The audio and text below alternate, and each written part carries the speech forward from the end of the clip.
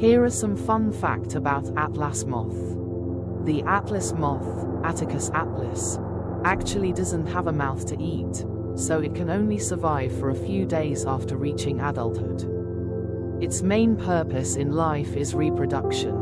The Attacus atlas faces a rather poignant fate, with a tragically short life cycle after reaching adulthood.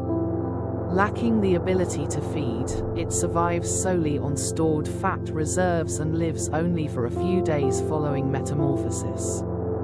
Its sole mission during this brief time: to reproduce before its energy runs out. Despite its impressive wingspan and fascinating defense mechanisms, its existence ends quickly, with its sole purpose being reproduction before death.